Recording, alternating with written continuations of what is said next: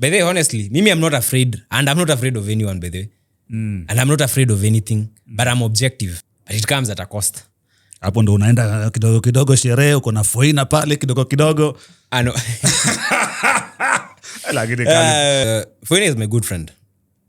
Very good friend. with benefits. No. Whatever happened, and it was just something casual, and yeah. And we move. Okay. Yeah. So once in a while, such things happen. They do, but we try to limit and avoid such scenarios. But yeah, they do happen. Last year, I suffered. Sinilikuwa napeleko from court to court having all these problems. Yes. Did you see any politician stand with me? Nope.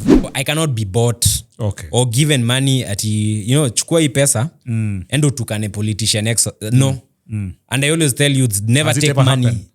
Yeah. You've been approached before? Yeah, people have told me, nini come into our party, and I decline.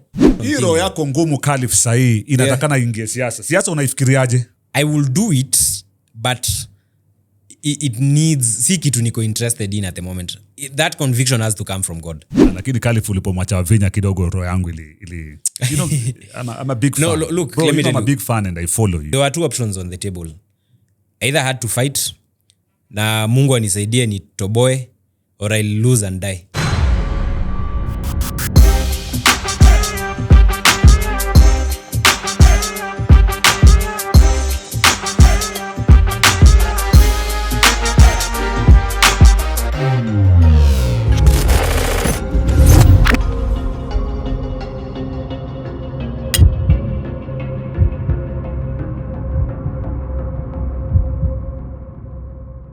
What's up, ladies and gentlemen, boys and girls? Once again, we meet ndani ya AMTV as usual. Asante sana for ensuring that we are the fastest growing podcast in the country.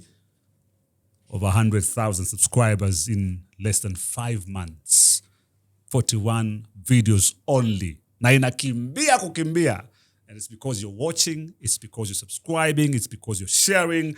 Yani tunapenda sana. Acha niangalie tu pale previous post tukiwa na Moji shot baba. Dan Kioko official. Kwa nasema that's Moji. Simple and clear. Keep going. Thank you so much for the comments. Alafu namcheki pia Grace Maina pale anasema congrats Moji. Now get ready to learn more as a parent. Moji, get ready to learn more as a parent, by the way. Ushakuwa baba sasa.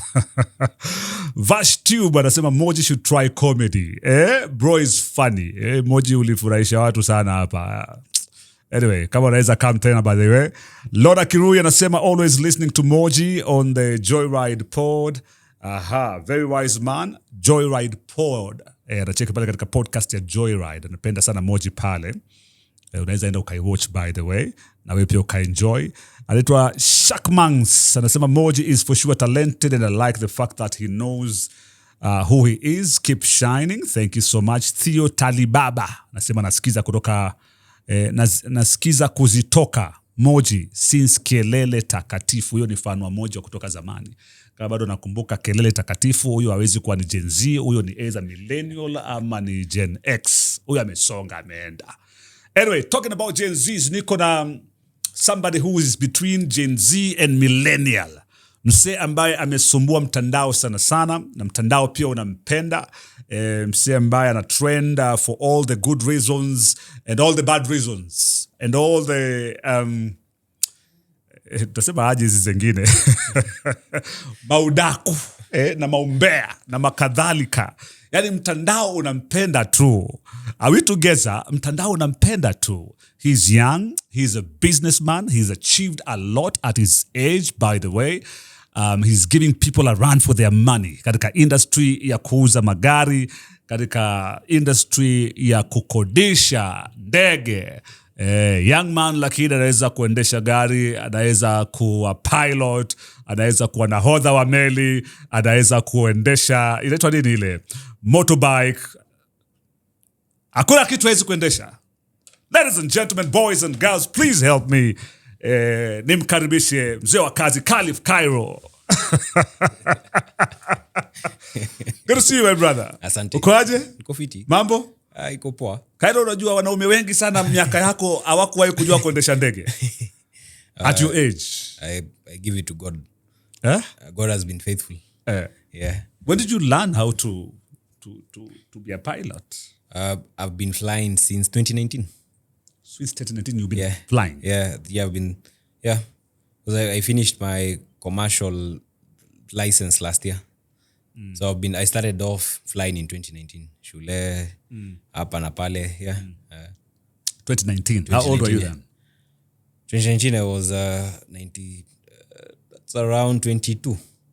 22 years? Yeah, around 22. Yeah, 22 years, 22 years ulitoa ndege chini KHALIF ukaipandisha.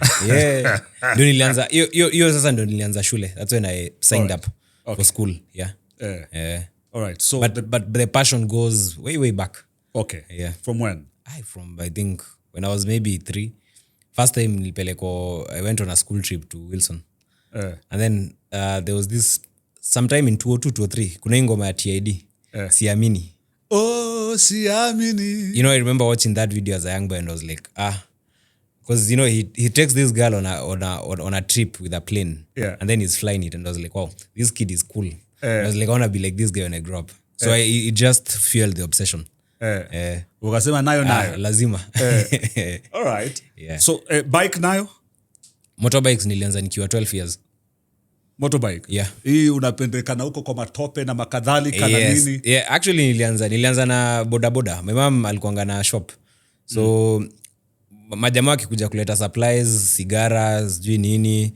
Na moja ako na pikipiki. There's one guy was like, utanifunza kuendesha hii kitu. And he taught me surprisingly. Now by the time ninaingia class 7 I could ride a motorbike very well. By the time unaingia class 7? Nikoja kuendesha. So the first thing ulikuwa unaweza kuride of course ni baiskeli? Yes. Alafu ukaingia motorbike at class 7? Yes. The next one was what? Cars by class 8. Nilikuwa najua kuendesha gari. Cars by nani alikuwa anakupatia gari uendeshe class 8? That's my dad. Your dad? Alikufundisha kuendesha gari at class 8? Yeah, you could actually drive a car at class. By class 8 nilikuwa najua kuendesha gari. Poa sana. Watoto wa kibabi, group of schools. Hapana, mimi ni mtu wa ghetto. Kama babako alikuwa na gari kwa class 8, wewe si mtu wa ghetto bwana. Hiyo ni ghetto gani buda na gari kwa class 8? But you know my mom and my dad were not together. Me nimelelewa like most of my life tulikuwa na madhe, but my dad used to pass by. All right. So akikuja anakuonyesha. Kuja hapa ujue kuendesha kitu pole tu. So by scale of course, then motorbike by class 7, gari by class 8, ndege by 2019. Yes. Right now, there's something I've been watching you do on social media, which I really like. I'm so interested in understanding. Hii story unasema, unaweza kufly wasee, Nairobi, maboy tu, washikaji, tunajua tu kama tu, sisi unaweza kuwa tumeka tu hapa, tunasema tu, imetuchocha tu, tuende tu Malindi. Yes. Weekendi. Yeah. What is this package you talk about that? Ebu nieleze vizuri nielewe. Okay, now, so I'm asking for a lot of other people I know who would like to know. So what normally happens? So I run a company called Jetman. Jetman, yes, I know. Jetman tuko na services mingi. Amongst them ni tunafanya kitu inaitwa aircraft management. Yeah. We help people buy and sell aircraft. Yeah. And what else do we do? Yeah. Let's na hiyo sasa story ya marketing. Yeah. That falls under our management aspect where, for instance, I have so many people who have given us access to the aircraft. Full access. Okay. All right. So wapata jamaa kona ndege. Yes. Kama sahi like there's one plane we have, it's a 12 seater. Kwa hapa tu Wilson. So kesho ukijisikia unataka kwenda mahali kama Nanyuki, ndege iko, marubani wako, kila kitu iko set. It's a clean aircraft, brand new. So tumekuwa tukitengeneza packages where we try to show people that you don't have to fly commercial. Si lazima uende Jomos, juu pange line, na mnenda watu mwanze kata ticket, kutolewa viatu. It's pointless. So kuna kitu inaitango private flying. Ndio concept najaribu kuzia wa Kenya. Because it's not that expensive. Juu kama sasa mahali kama Nanyuki, tunaweza fanya maybe na kitu kama roughly 200,000 for a group of 12 people. Kuenda na kurudi. Makes a lot of sense. Bro. Yeah, because if you divide the cost, 12 people. Kuenda na kurudi. Yes. It makes for 200,000. Yeah. So Nanyuki, that's 30 minutes kuenda, 30 minutes kurudi. That same rate can apply for a place like maybe Naivasha. So unapata najaribu kuzia watu hii concept because wazungu wanaijua. You know, ukiangalia like a lot of companies in Wilson, clientele wao wale wakubwa ni wazungu. but wazungu wametoka maybe ngambo wamekuja Kenya as a family. When they want to fly, let's say to wakitaka kwenda Mara, wanachukua tu ndege Wilson. Mara is around 270,000 to and fro. But you see, they still save on unit 12-seater. But you see, you have the plane at your disposal. Mkiamka Mara the next day muone, hatutaki kurudi Nairobi, wacha tukimbie Diani. Ndege iko hapo, rubani yako hapo. So it's a very interesting concept that I'm trying to sell to Kenyans. So the 270,000, tukai hapo kidogo. The 270,000 you're talking about, for example. Is it for the entire day? It's the trip. It's the trip to the Mara and back. Because one thing with the private flying, unalipishango, atu kusema unadropiwa Mombasa, now this is the disadvantage, you have to pay for the price of the plane coming back. Ata kama iko empty. Yes. So sometimes it just makes sense, una negotiate deal yenye muende na ndege, pilot awagoje. Mkimaliza shughuli yenu, kuje nayo. Makes a lot of sense. 200,000 shillings, by the way, 12 people, that's only 16,000. Only. That's Nanyuki, To and fro. And you see Nanyuki 16,000, there are people who will burn that. Easy gari kubwa kina V8, these big Range Rovers, you'll probably burn 10,000 shillings. It's true. But uko kwa barabara, unabishana na watu wa Miraz, traffic, nini. But you see the plane is fun. You leave, there's a competent pilot, na hangover yako, unadropiwa, unajibamba. And there are very nice places in Nanyuki. There's Lewa Downs, kuna mali kama, there's a Mount Kenya Safari Club. Mount Kenya Safari Club, you can even land a jet. Very beautiful place, very beautiful runway. Apo tu, Mount Kenya Safari Club. And I think Nanyuki airstrip is now tarmac. Niliacha wakieka lami. I think now it's done. And they're nice restaurants. So, na si lazima uchukue 12-seater. Kuna pia 4-seater. Kuna 5-seater. So ndege ni mingi. The prices differ. If you want a helicopter experience, ziko. So you're just trying to sell this concept to Kenyans. Because now, there's a lot of money in Kenya right now. You know, ukiangalia social media, the sort of cars I see on the streets. So, you know, it just tells me that the next thing Kenyans will start doing ni mandege and boats. Wakenya wanafly, umepokea vipi your concept? No, it's actually nice. We've been getting a lot of drop-offs, Lamu. Sometimes wasikia tumeenda Malindi. Few weeks ago, we were in Kitale. Na one of our biggest markets is Northeastern. Wajia, Mandera, Elwak, Modogashe. You know those places ni mbali. And there are no roads sometimes. Huko Modogashe huko nimeenda huko kote. Elwak, Really? So how many places can you fly? Kenya too? No. If you're a pilot, you can fly anywhere as long as you know where you're going and the plane can get there. Because the way you're mentioning them, it looks like almost kila mahali kuna mahali unaweza land. Yes. It looks like almost every town or every major, you know. One thing people don't know about Kenya has so many airstrips, actually. So many of them. Right. If you look at Nyanza, for instance, there is a Kisumu, which is the biggest. Yes, of course. Kakamega is tarmac. Migori is tarmac. Homa Bay is tarmac. If you want to go to Rusinga Island and Mfangano, there's Rusinga Island airstrip, which is 1 kilometer long. So there are so many runways. It's only that they are not very well marketed, and a lot of companies that are in that space wana target wazungu. But sasa mimi target yangu, it's not really wazungu. Target yangu ni Waafrika, you know, because na feel Kenyans wanataka tu kuonyesha content. Kama leo kesho nikiweka post, let's say I'm flying from Nairobi to Lake Magadi. By Monday nikienda kwa ofisi, I'll find a lot of inquiries. Hii kuenda Magadi ni how much? That's how you make business. So you just need to tell that story because there's so many runways. Do you know like Nyahururu has a tarmac runway? Nyahururu hapa? And there's a funny thing, there's a Panari hotel hapo. Very nice hotel. Iko karibu na Thompson Falls. Amazing place. So there's so much you can do in Kenya. You just need to like be committed and do the marketing right. So how many pilots do you have at the moment? Okay, so how we normally work at the moment is that we typically don't run operations because the aircraft business is very complicated in terms of laws. So what Jetman does, we work with existing operators. Okay. So like right now you'll find we have, let's say 7-6 planes we are marketing. So each aircraft has its crew. And kunile kampuni yenye sasa the ones that do the actual operations. Okay. Sisi kazi ya Jetman is to ensure that the end to end ina make sense. Like let me give a very good example. Tomorrow you tell me you want a jet to go to Dubai. Maybe you want to fly a ton of gold. So we don't own a jet at the moment. All right. But we do have contacts all over the world that have that aircraft. So it is our job to ensure that the plane is able to come into Kenya. that we are able to take you to the airport, that you're able to pay on time, that you're able to just have a very good experience. So sisi tuna connect. Because you find a lot of companies that are in the aircraft business, ikikuja ni customer support na kujimarket, they don't know. Okay. Right. So sisi ni watu wa IG, kuset, nini, the marketing bit. Yes. And just ensuring that, everything is, kila kitu iko fiti. So wewe, ukisha tulipa, sisi we handle everything. We deal with ensuring that the plane came on time, the aircraft is serviceable. Hizo vitu zote that a client will not pay much attention to. Yeah. So what is the future for Jet Money?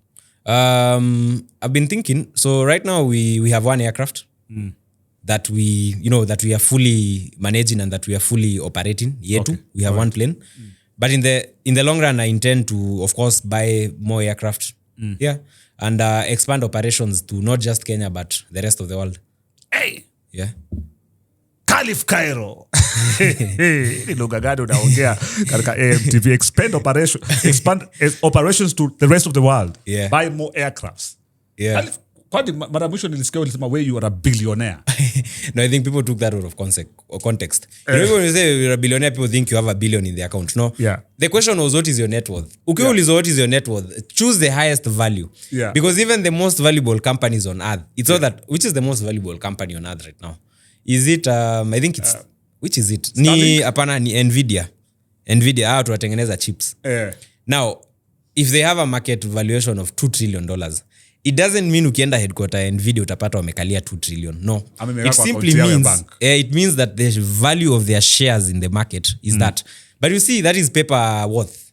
Yeah. You understand? It's how you perceive yourself. Okay. So if somebody ever asks you what is your net worth, go for the highest value, because you could be you could be quantifying your skills, you could be quantifying your concepts. It's true. You understand? It's true. Yeah, so always say it confidently. Before you have $1 billion maybe somewhere, you need to first visualize it. And you need to believe. Basically, you need to be very delusional. That's what I've come to realize. The most delusional people are the people who do the craziest things. Angalia mtu kama Elon Musk. Yeah. He started a rocket company in 2002. Everybody thought he was insane. And he started it. Right now, SpaceX is one of the most valuable companies on earth. Why? Because he's delusional enough to believe it can happen and crazy enough to actually go for it. And actualize it. Yeah. I like that about you. All right. So, Magari, Yeah. Kai, and Kairo. Yeah. So far, tangu uanze, Yeah. paka leo hii, Yeah. umeuza magari mangapi? Do you know, I can't You keep... don't keep records? I actually, no. Kai and Kairo, I can tell you, we've probably done maybe over 500 cars toka we started, because we started Kai and Kairo as an entity in 2022, 2023. We've probably done around 500 cars. But across my career, because I've been selling cars for toka 2014 November, immediately after high school, because I finished high school in 2014, 5th November, by 20th November, I was putting my first advert. So for that whole 10 years, I have no clue, because there are people I meet today and they tell me, unajua uliniuzianga gari yangu, and I'm like, mimi? Hey! Do Lavington to limit nini? So I've sold so many cars. Okay. Yeah. So far, over 500. Probably if ukicombine the rest of the career, like hizo miaka zingine, we're probably way past 1,000. It's a number I can't even actually tell. Yeah. Wow, I like that. Yeah. And apart from the challenges you got last year Yeah. was the worst? Whoa. Which one was the worst? No, last year was my worst year. Right? Hey, last year was... I mean, I've been in business for 10 years, but last year tested me in every perceivable way. Life can test you. Yes. From, you have failures in relationships, you have failures in business, you struggle with... one of my parents was very ill. You just have setback after setback after... it was very crazy. That was our worst year. Bro, unakuaga roju. Haionekani hiyo. Nobody can see that. I look at you, I see a young man who is going through quite a lot, because I know when business ikikupiga, imekupiga. Oh, yeah. Relationship inakupiga upande huu. You're saying one of your parents pia was very ill. Yeah. Lakini nobody has ever seen that in KHALIF Kairo. I know you. Yeah, because nobody cares. Ni roho ngumu ama ni... Number one is my faith. I always credit it to my faith in God. Because how I look at life is that I always try to align with God. So my logic is, if I'm making God happy, and if I'm, you can never be perfect. First things first. But you can live life in such a way that you try to improve and make God happy. But you can never be perfect. True.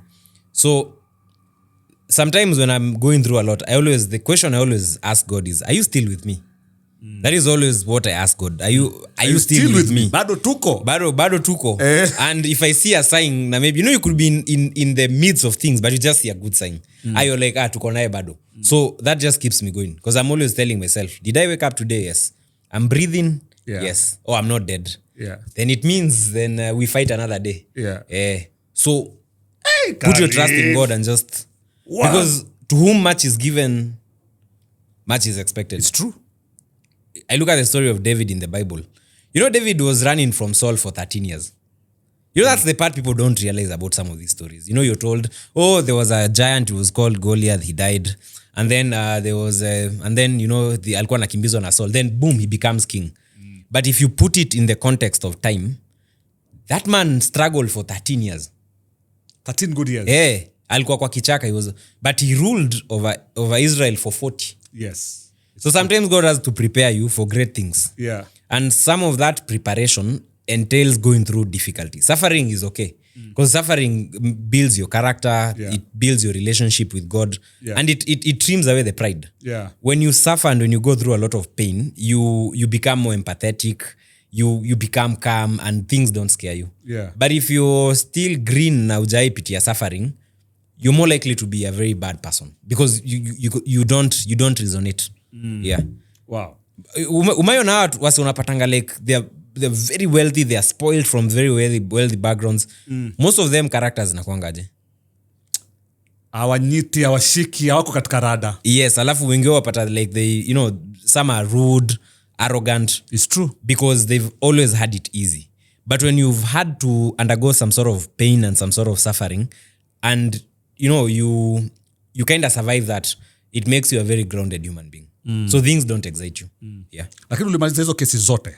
Yeah, it's a whole process. Like last year alone, despite our losses, because I lost over, I think, talking above over 40 million of my own money. Forget about the clients. Okay. Like even our own investments in the company, it's way above 40 million, 50 million. So it's a whole process. Okay. So we've been doing refunds, we've had cases withdrawn. Still a process. We've not seen a lot of cases being withdrawn, left, right, and center. Yeah, we're not done, but itaisha. So ni gradual. This season, I think we have like 2. Okay. Yeah, which we are, we're almost getting done. So yeah. Okay. So what at the moment, ni a refund ama ni nini? No, in some cases we gave out cars. Like, look, you ordered a car. Yeah. Because in most cases we delivered the cars. What we went into is what we had a cash flow crisis. And Pia, there was one thing I always stress is that we were sabotaged. Okay. Look, there was sabotage. There was an element of sabotage. All right. The vehicle industry in Kenya is one of the murkiest.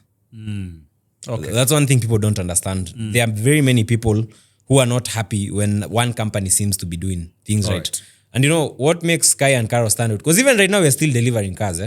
Over this weekend we delivered a G63 worth 40 million. Me, I follow you. Yeah. I'm a big fan. Yeah, tuko kazi. So we're still doing deliveries. And you see, when there are people who believe that they own the industry and you're young, you shouldn't come, you're giving them a run for their money. And they will pay bloggers.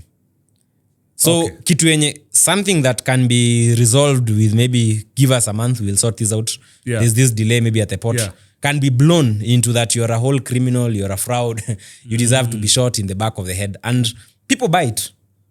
And before you know it, you lose orders and you lose business. Okay. I went through that. But at the end of the day, God will always vindicate you. If you stay true to your values, if you stay true to your, to the person you are, you don't run away. Yeah. That's the mistake most people make. You switch off your phone, you switch off your social media, and you run. Yeah. No, you don't run. Let it come. Yeah, let it come. Ikuje tusonge nayo. Kuja, you want to take me to court? Good, let's go. I'll still pay your money. Whether you take me to court, whether you bring DCI to my house at 3 a.m., I'll pay. Yeah. So have your tantrum, have your chaos, but look, Yeah. We're just going through a phase. Yeah. We're just going through problems. Yeah. Normal in most companies, Yeah. we will pay you. Yeah. And of course, there are people adding fuel on the fire, social media, wapi Yeah. nini. Yeah. But at the end of the day, Yeah. God is faithful and the storm passed. Let me ask you, did it affect the business in any way now after the case? Kuna wasi wenye wali pull out? Yeah, I mean, we've lost money. We lost money. We lost a lot of business last year. I mean, when these cases zilianza kupulizwa na nini, because it started September 2024. Yeah. Because it was a coordinated attack. A coordinated attack means that you go into Twitter and you see 5 well-known bloggers, well-known people are just saying how bad your services are. You go to Facebook, it's the same thing. And what the effect it has is that you people cancel orders. And some people are cancelling orders. Amekulipa, let's say, $1 million, and he's cancelling an order on a car worth $5 million. And you've already ordered. You've put your money on the line in Japan. Yeah. So, I mean, it was very nasty. So, I even had to fly to Japan last year just to sort things out. And now we're good. We are fully back. Our operations in Japan have resumed. Are there people who still believe in Kairo nasema, nishaleta magari kwa KHALIF, Kairo magari mingi, anaendelea tu na busy. Wengi sana. There's so many. Even the G we delivered. Those are some of my diehard clients. They know the quality of our work. These are people who have sold 5-10 cars. So what do they say about the stories going on? No, let me tell you, here's the most interesting thing. The orders I'm getting, funny enough, are from business people. And it's high-end business people. That's the most interesting bit. All right. Can I tell you the reason why? Because they understand. When I love business. They understand business. Yes. You see, a guy who's running, let's say, 5 companies, who's been sued, who's probably gone through bankruptcy, recovered. Huyo ni mtu atakwambia, hii yako ni kidogo. There was a time, I remember I was almost getting depressed. So one of my friends told me, look, I want you to come and meet someone. And I was like, okay, I met this guy and he told me, look, you're stressing over maybe 40-50 million. We lost over 1 billion of investors' money and I'm still alive and have not died. Acha ujinga, go back to work. Wow. So now you should know people. Those are some of the people now who come and tell me, but hey, I need a Porsche. Utaniletea sawa, here's the money. We know you need the business. You bring. Yeah. Because they understand you. They won't judge you. They've been there. One thing I realized, tell me the most successful business people on earth. They've all gone through such a similar cycle. It's true. So, in fact, another guy was telling me the other day, he's even going to set up a class to teach young entrepreneurs what to expect. Because nobody prepares you. You know, when people tell you to go into business, nobody tells you there's a time when banks will come knocking for their loans and you will not have money. Yeah. There are days when you will do your things right and maybe make a few mistakes and things will go south. And look, it's part of the learning process. You know, and you have to make mistakes. It's true. Me, I salute you. KHALIF, maze, kupitia hiyo moto yote. Na uko tu, na busy iko tu. Na ukienda online unaona Kai and Kairo bado wako. Yani nikasema umse ana... ni vile hii show ni ya family lakini uko na balls of steel. Yeah, but I tell people pia faith, you know, having that faith in God, I think that's the secret. Lakini KHALIF ulipomwacha Vinya kidogo roho yangu ili you know, I'm a big fan. No, look, bro, let me tell you. I'm a big fan and I follow you. That one KHALIF. No, I'll tell you something. You know, relationships. When I looked at you, I admire the way you are coming up as a businessman. You know, the things you're doing on social media, bringing a lot of new vibe on social media. You know, even how to sell cars, you know, and sell your trips and stuff. I'm like, this is new vibe. Hii kitu inani-impress sana. Yes. You know, how you're doing your stuff na kila kitu. Yes. Nasema sasa KHALIF, hii ndo inakushinda shuali. Kuzuia tu mtoto mzuri umzuie tu. You know, ile mwanaume ameshikilia mtoto anasema huyu hakuna mahali anaenda. Una control.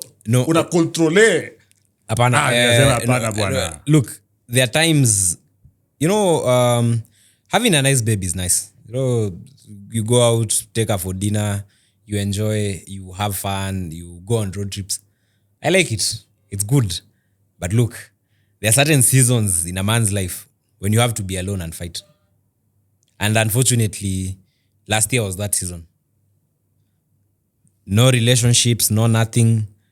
We fight. Because last year, there were 2 options on the table.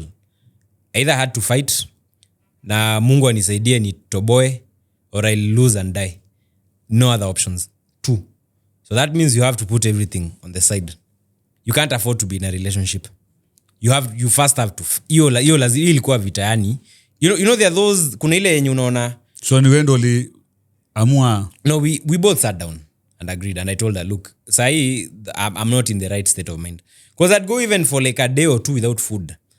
Like I'm just lost in my thoughts. And that sort of energy is not good for a beautiful babe. She's you can tell that she's so stressed about you. And women don't handle pressure the way sometimes as we do. Me, I can be in the worst place in this hell and I'll afford to smile. But you see a girl sometimes, you just... Mimi, this is my own... this is how I actually approach things.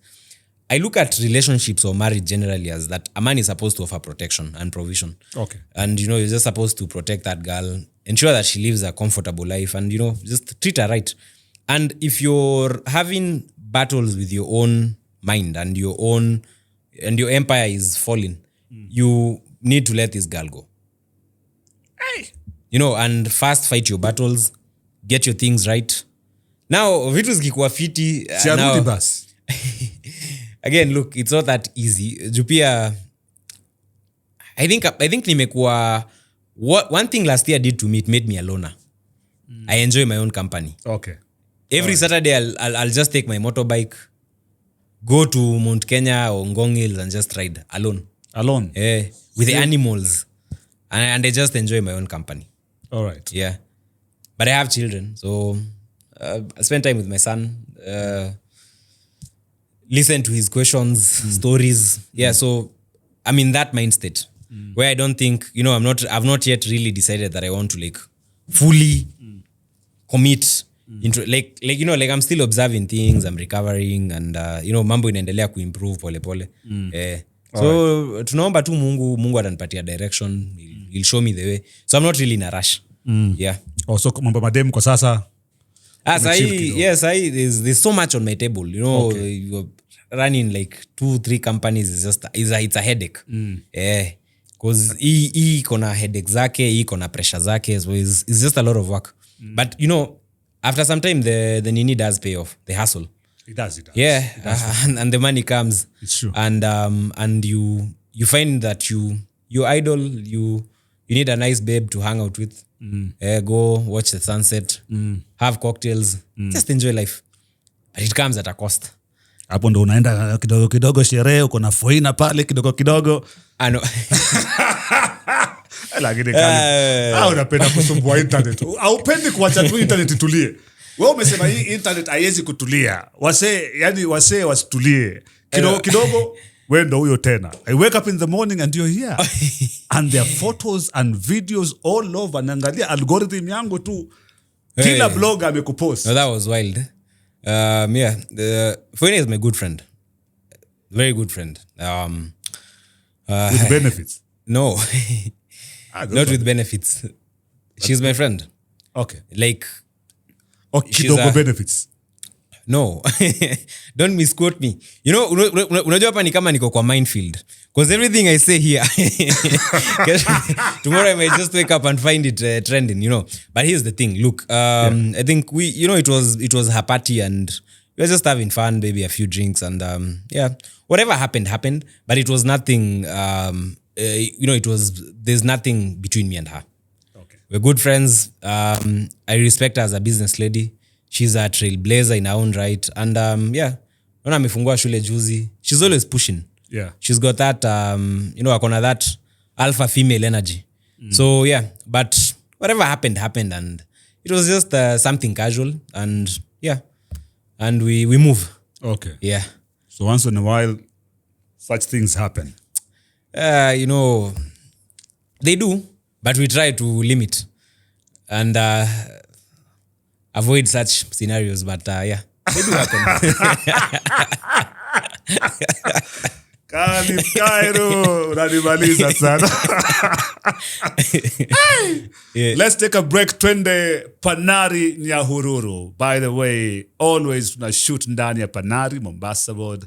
Lakini Panari Nyahururu, last year 2025, I'll never forget the gave me an opportunity with my family. to visit Panari Nyahururu. I want you to check it out. Alafu this year 2026, think about taking your family pia wewe kule Panari Nyahururu. It's an amazing place.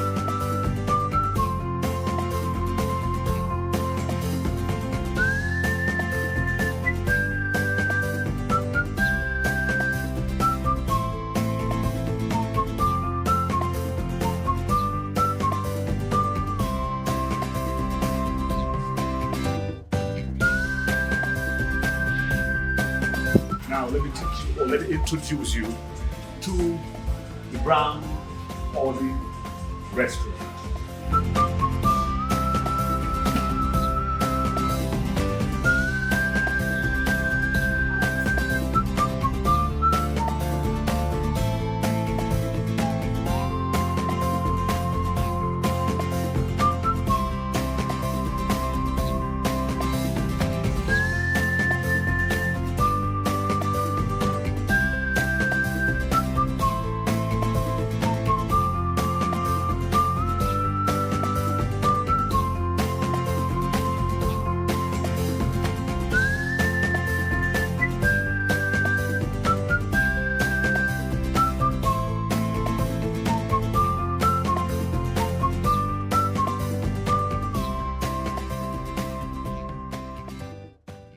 Welcome back. This is AMTV.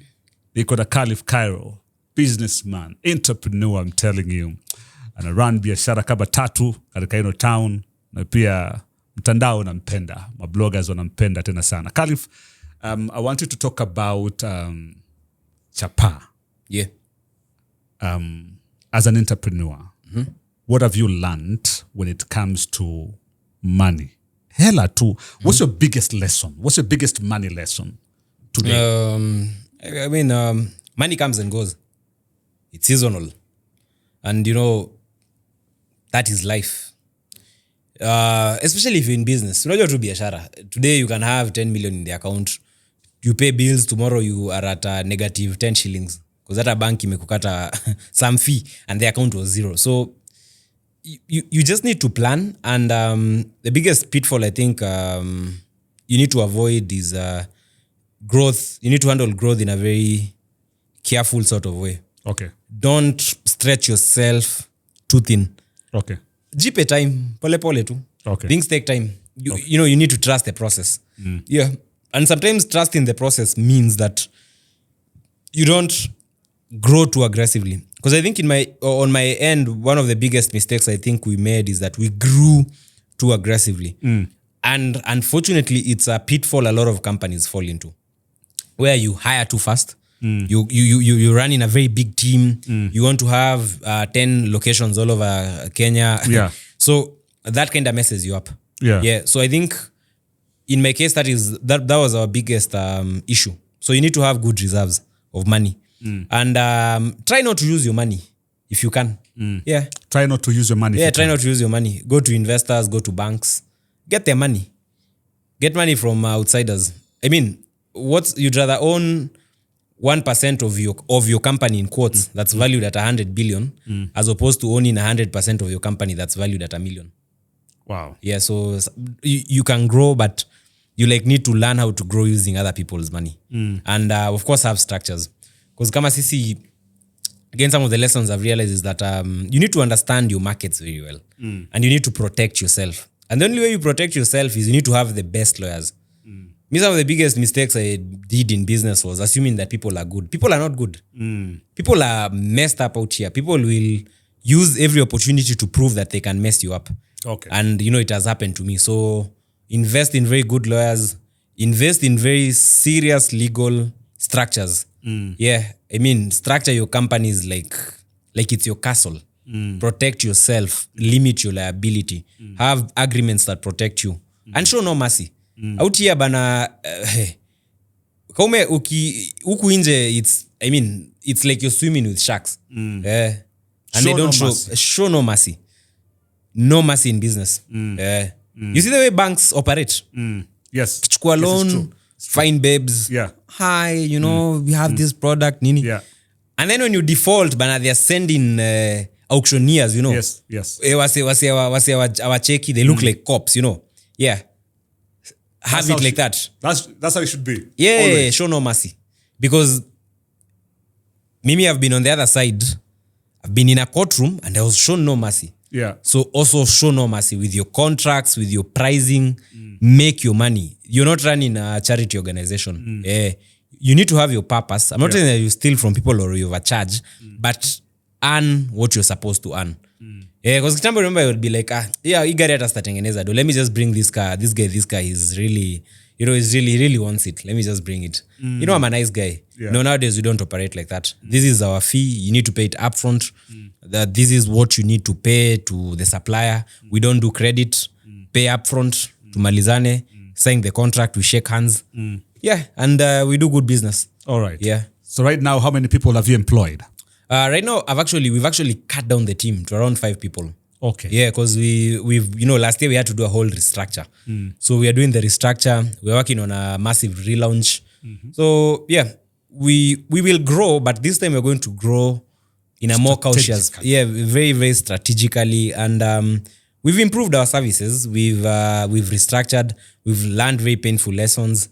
We've not ran away. We've not shut down. We've not declared bankruptcy. We are still running the business, and we are slowly going back to where we were, and we are going to surpass that mark. Yeah. All right. Yeah.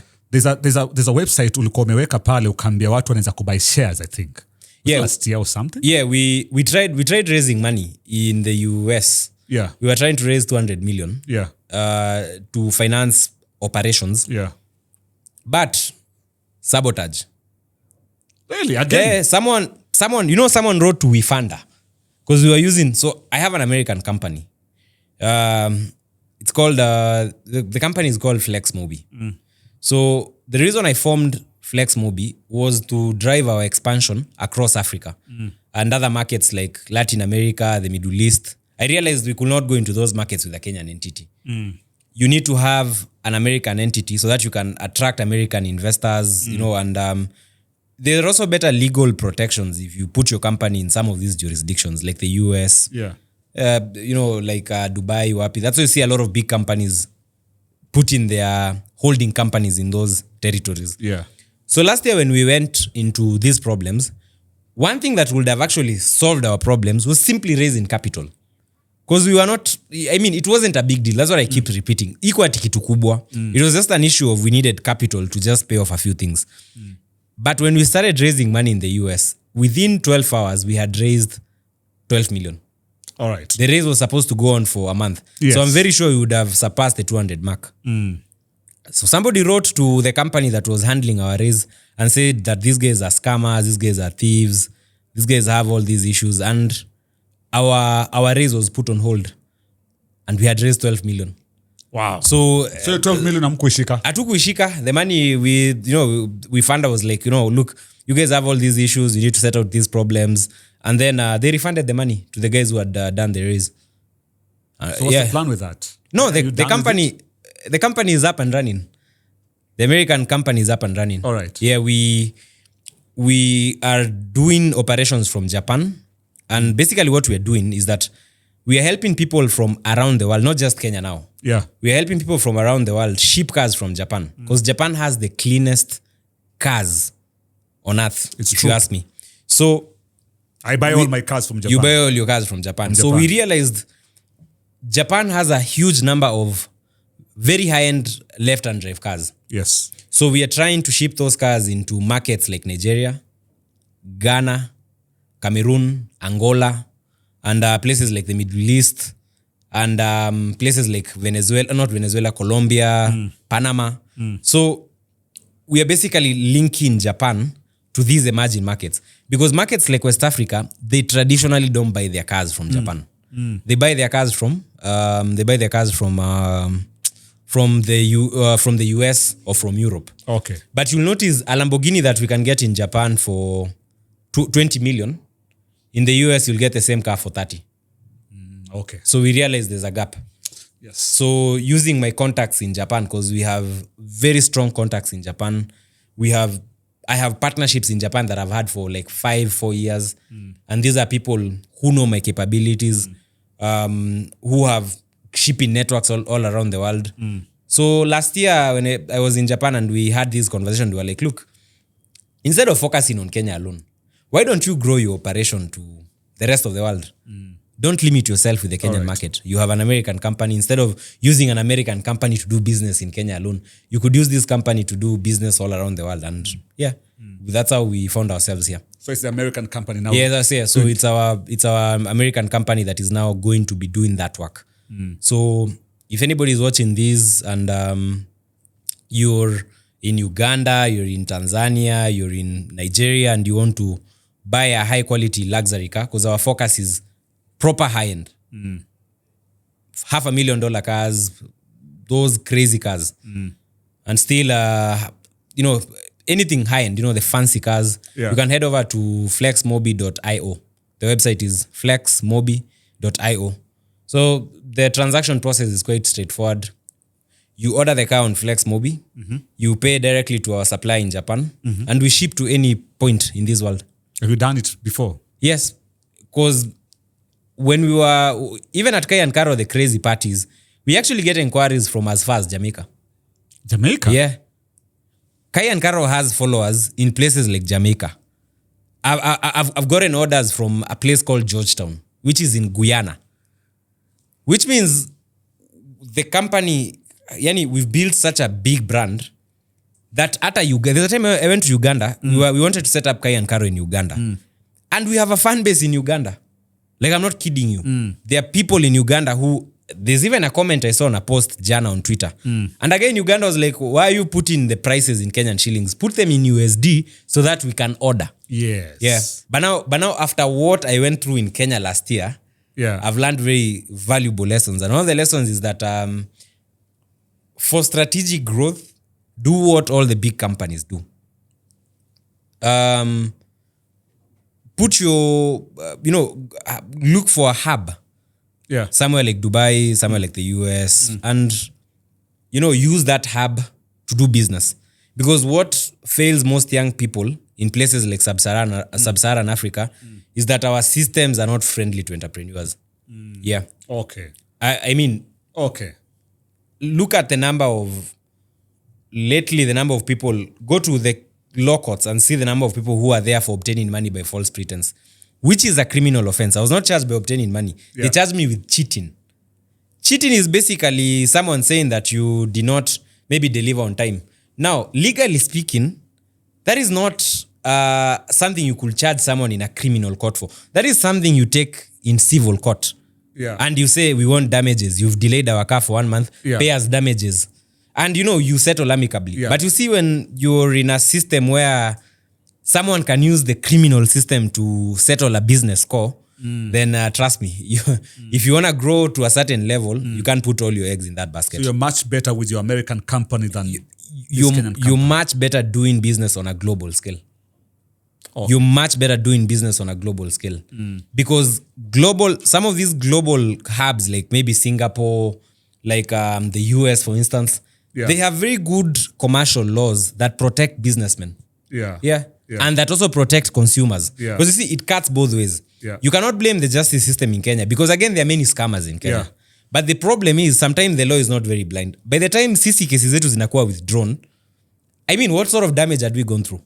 A lot. But you see, whether the cases went to court or were not taken to court or I was not arrested and all that whole shit show with the DCI and everything, whether it happened or it did not happen, we'd have still done our job because we've been in this industry. Saizi tumerudi kazi. If we were scammers, would we have delivered a G63 worth 40 million? Si tungekuwa na kesi ingine, tumeibia mtu 40 million. But we delivered the car. The money came through us, we paid, we did everything we needed to do. Basically, I'm trying to say that we live in Kenya is one of those countries we call it's a low trust economy. So everybody is operating in a low trust. The businessmen operate with low trust, the consumers operate with low trust. And sometimes when you're in a low trust economy, it's very difficult to grow. It's true. So if you want to now approach business from an African perspective, a global perspective, you need to put your company in an economy or in a jurisdiction where, number one, it's very easy to raise capital, where you can walk into a bank, talk to investors, come out with 100 million shillings without many questions asked. It's very easy to do that. In fact, there are people in the US who will tell you, if you're not raising over $1 billion, don't even come to us. This is small business for us. You understand? Yeah. There are companies that raise crazy, ridiculous amounts of money without even having a product. Why? Because they are in high trust environments. People respect the hustle. Hapa ni low trust. Sasa huku kwetu ni low trust. Kila mtu anashuku mwingine. So if you want to build a global business and if you want to build a company that is going to pull global moves, you need to move your company in a high trust economy. That's why you see a lot of companies Kenya wanakuwa na issues, they go to Dubai. It's true. Yeah, because huko, I mean, it's or maybe places like Mauritius. Investigate the most successful companies in Kenya. Safaricom has shareholding, I think there's Vodafone or Vodacom, which is based in the UK. You think it's by chance? It's because if they wanted to raise money, they can go to London and they'll talk to a few people, do a few things, and they're able to raise capital on a very massive scale. Okay. But if you're a young person in Africa, you have all these nice ideas, you might end up wasting away or getting punished because the system is not built to help you help yourself.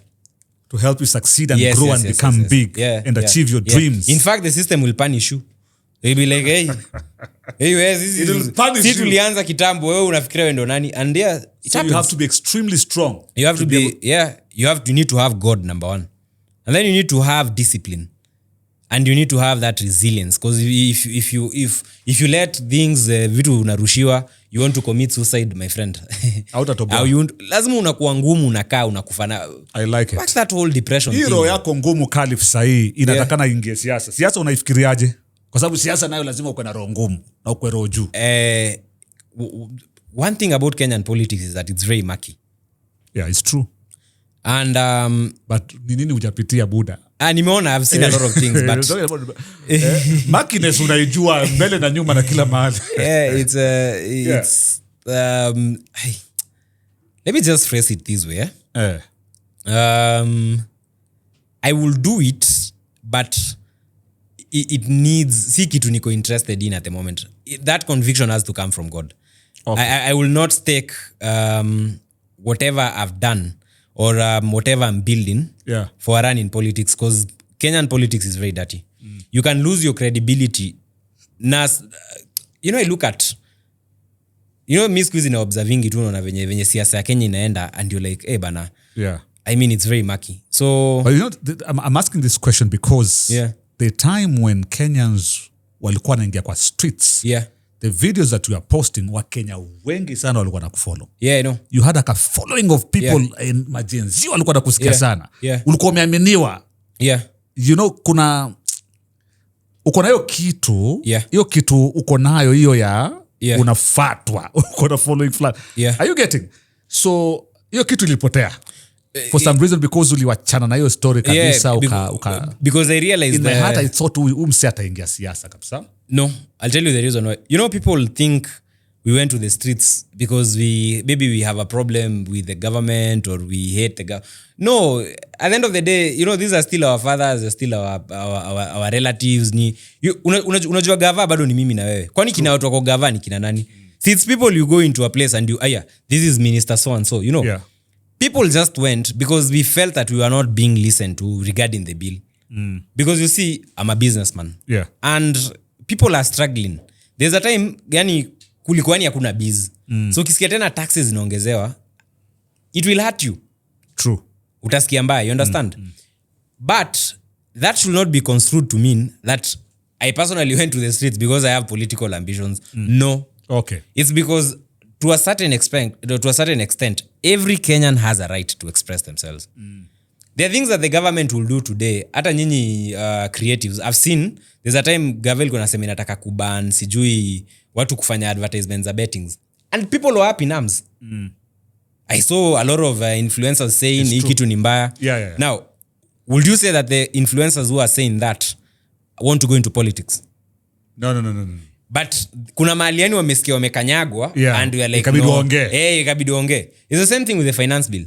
Me, once that bill was withdrawn, I was like, sasa now why I'm not looking for a government position. Oh, that was it for you? See, bill imetolewa.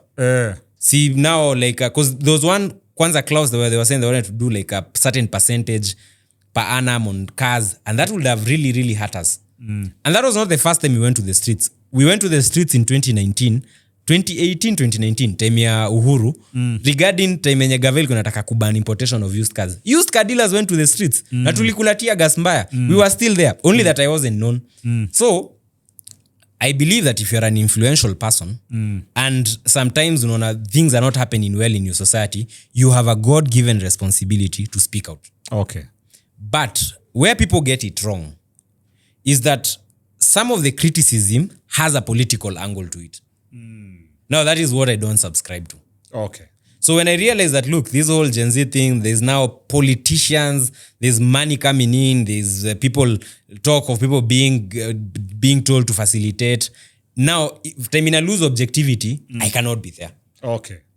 Again, I'm the same person. If I feel that the government has done something good, like you see whatever speed, when you speed ameka, and I saw guys, Magical Kenya, that was bloody brilliant. Okay. The government did the right thing. All right. But you'll still see people because wamelipo or because they're on a payroll on someone, they'll still attack. You understand? Okay. So that is my biggest fear with politics, that people will politic without objectivity. And at my level of intelligence, I feel that is an insult to my own thinking, to the values I stand for. And I believe a lot of politicians in Kenya don't have any values, any core set of values. So sometimes you don't want to go into that space because you've ever had this saying that says, if you go and fight with pigs in the mud, people will not know who's the pig or who's, because nyote mmepakwa na matope. You understand? So maybe I'm not a politician. I don't believe I'm really built for politics, and I believe, I've always said, you can make impact even in whatever you do. A lot of kids tell me you inspire us.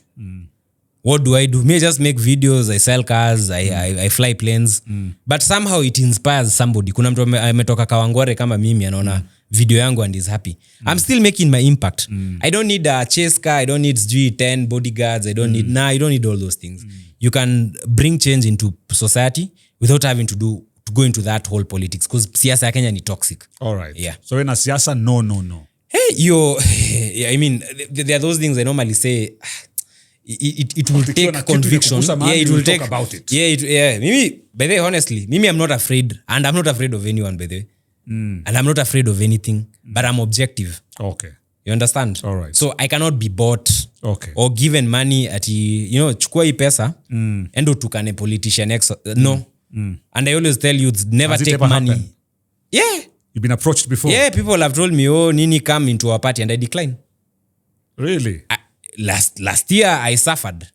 Sinilikuwa napeleko from court to court having all these problems. Yes. Did you see any politician stand with me? Nope. Did you see any politician? Did you see me appear at a rally? Nimevalishwa manini? Me, I only get my strength from God.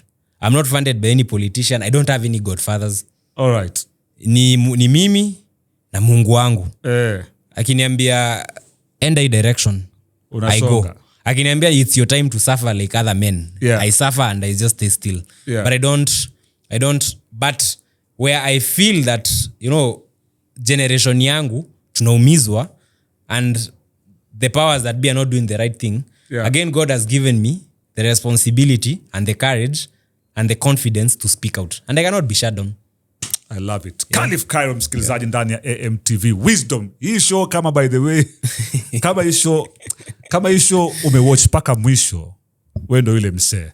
Because I'm sure umepata wisdom kibao sana in terms of business, running a business, understanding money, running challenges zikikuja unaishi vipi, and so much, and that's what AMTV is all about. Thank you so much KHALIF. Asante sana kwa muda wako. I hope sijakuweka sana. Najua unakwenda kwa mkutano. Napiga suti vizuri, ungeniambia nipige pia nini bro. Hizi ni nguo tu. Content iko sawa. Thank you my brother. Asante sana. Ile YouTube yako pia uanzishe. Na ndarudi. Unajua last 2 years have been chaotic, but sasa mambo junaone imeanza kutulia. I think tutarudi pale. By the a lot of flying and car content coming soon on YouTube. Thank you so much. Thank you for sharing. Thank you for watching. Thank you also for commenting. Asante pia sana pale kwa kusubscribe. Kama hujasubscribe, please subscribe. This is AMTV. Until the next one, salute kwako.